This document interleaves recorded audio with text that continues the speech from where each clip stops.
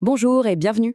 On se retrouve pour un décryptage qui s'appuie sur un article de notre rubrique Comment ça marche, publié en octobre 2025 sur le portail ia-info.fr.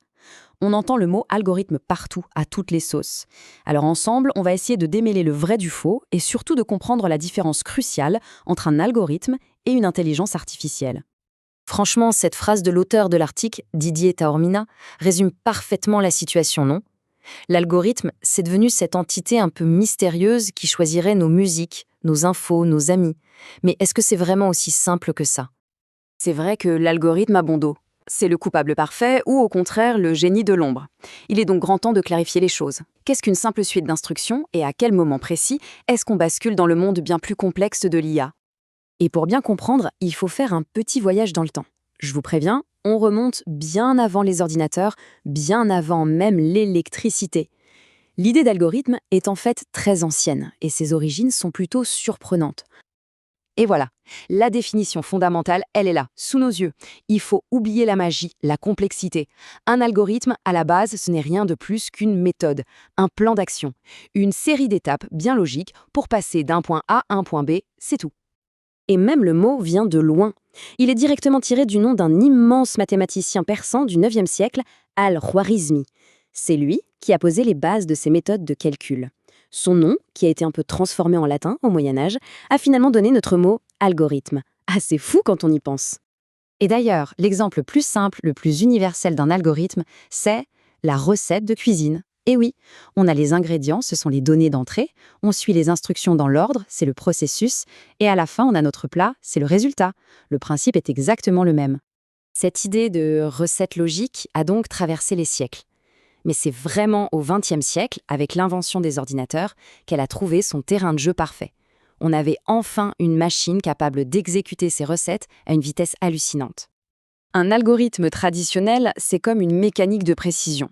Il est programmé entièrement par un humain, ligne par ligne. Il est totalement prévisible. On lui donne une information, il donnera toujours le même résultat. Il n'apprend rien, il ne s'adapte pas, il exécute. C'est de la logique pure et mécanique. Prenons un exemple tout bête. Un GPS de première génération. Pour calculer la route la plus courte entre Paris et Marseille, sur une carte qui ne change pas, il utilise un algorithme classique, comme l'algorithme de Dijkstra. Il compare, il mesure, il calcule, il donne le meilleur chemin. C'est purement mathématique, il n'y a pas d'intelligence là-dedans. Et c'est là que les choses deviennent vraiment intéressantes, et que la confusion s'installe. L'intelligence artificielle, ce n'est pas quelque chose qui est apparu de nulle part. En fait, c'est une catégorie bien spéciale, bien plus évoluée d'algorithmes. Ce sont des algorithmes qui, en quelque sorte, ont appris à apprendre.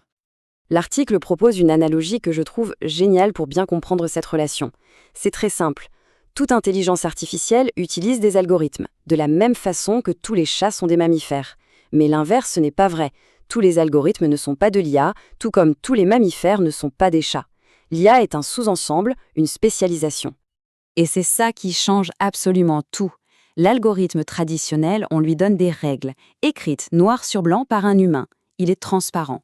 Le modèle d'IA, c'est l'inverse. On ne lui donne pas les règles. On lui donne une montagne de données et en objectifs. Et c'est lui qui va découvrir ses propres règles. C'est ce qui le rend si puissant et souvent si opaque. C'est la fameuse boîte noire. Bon, d'accord pour la théorie, mais dans notre quotidien concrètement, qu'est-ce que ça change? Reprenons notre GPS. L'algorithme de base, lui, calcule toujours le chemin le plus court. Mais quand votre application analyse le trafic en temps réel, qu'elle anticipe un bouchon et qu'elle vous propose un autre itinéraire, eh bien là, elle utilise une couche d'intelligence artificielle. Elle s'adapte à des données nouvelles. Le système n'est plus juste prévisible, il devient adaptatif. Comprendre cette différence, ce n'est vraiment pas qu'un détail technique pour spécialistes. C'est un enjeu fondamental pour notre société. Et les conséquences sont énormes. Par exemple, en termes de transparence, on peut auditer un algorithme classique, alors qu'une IA peut être une boîte noire qu'on ne comprend pas. Au niveau des lois, comme l'AI Act européen, on ne vise pas n'importe quel logiciel, mais bien l'IA, celle qui s'adapte. Utiliser les bons mots, ça permet d'avoir un débat public plus sain, moins dans la peur, et ça démystifie la technologie. L'article met le doigt sur un point essentiel avec cette citation. Parfois, cette confusion est volontaire. Quand on présente un simple ensemble de règles comme une IA, ça peut donner l'impression d'une décision ultra complexe, neutre, presque divine, alors qu'en réalité, ce sont des choix humains, bien concrets, qui sont derrière. C'est un des plus gros défis de la culture numérique aujourd'hui. Il faut bien comprendre qu'automatiser une tâche, ce n'est pas la même chose que de la rendre intelligente. Un logiciel qui applique une règle fiscale, ce n'est pas de l'IA, c'est juste un algorithme qui exécute un ordre simple. Et c'est peut-être le message le plus important. Comprendre ces bases, ça nous redonne du pouvoir, le pouvoir de poser les bonnes questions. Est-ce que cette décision a été prise par un ensemble de règles fixes qu'on peut vérifier, ou par un modèle d'IA qui a appris tout seul et qui est peut-être opaque? La réponse à cette question change absolument tout. Finalement, la vraie question, c'est peut-être celle-ci. Pour ne pas subir la technologie, est-ce que la toute première étape, ce n'est pas simplement de savoir nommer les choses correctement? C'est une piste de réflexion qui me semble essentielle. Et voilà, notre exploration s'achève ici.